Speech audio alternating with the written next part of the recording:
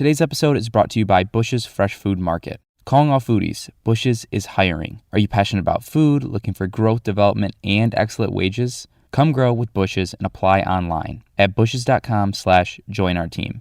That's Bush's, BUSCHS.com/join our team. From the Detroit Free Press, I'm Emma Stein with today's Free Press Voice Briefing. It's Friday, May 27th, 2022. When an EF3 tornado ripped through Gaylord last Friday, it was unexpected. Northern Michigan isn't used to getting tornadoes at all, let alone such strong, devastating ones. It begs the question, can the Gaylord tornado be attributed to climate change? According to 3 climate experts, it's hard to say.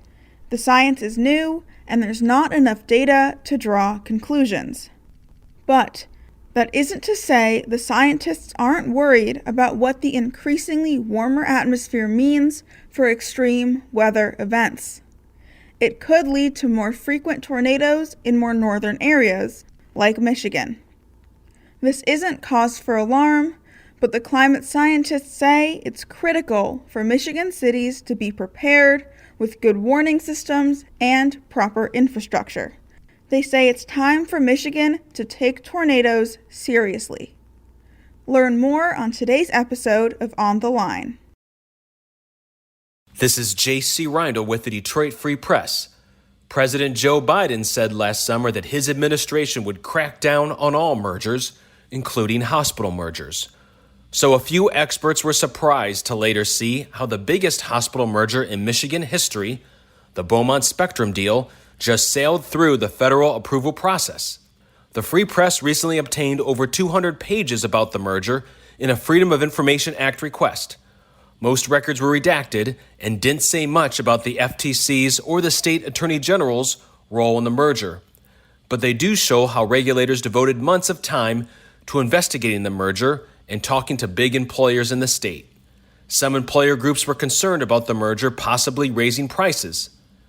The merger closed in February, and the combined system is now called the BHSH system.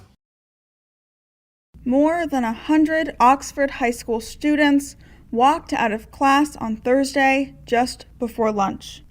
The walkout was a show of support for the students and families coping with the massacre earlier this week at Robb Elementary in Texas. They stood on the football field for a few minutes, forming the shape of a U, exchanging hugs, and then heading back into school. A similar walkout was planned at schools across the country by Students Demand Action, a national advocacy group that fights gun violence. Relatedly, Michigan philanthropist Bill Pulte helped out the family of one of the teachers killed in the shooting by donating to their GoFundMe and urging his 3.2 million Twitter followers to do the same, easily surpassing the family's goal. I'm Kirkland Crawford with the Free Press Sports Department, and some good news and bad news from the Tigers. First, the good news. The team's top prospect, outfielder Riley Green, is scheduled to start a rehab assignment with game action today in Lakeland. If that goes well, he'll be with AAA Toledo by the start of next week. Green was going to make his Major League debut on opening day in center field for the Tigers, but a foul ball broke a bone in Green's foot in the final week of spring training. But Green likely won't be the ultimate elixir for this offense. Meanwhile, the bad news, and it's injury-related again. The Tigers announced on Thursday that Matt Manning, one of the many ailing starting pitchers, tried to work through some tendonitis in his pitching arm in the minors, but just couldn't do it. He's been shut down for the foreseeable future. When it rains, it pours down at Comerica Park.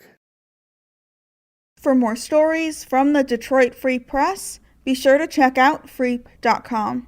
That's FREEP.com. Have a great Memorial Day weekend, and I'll see you on Monday.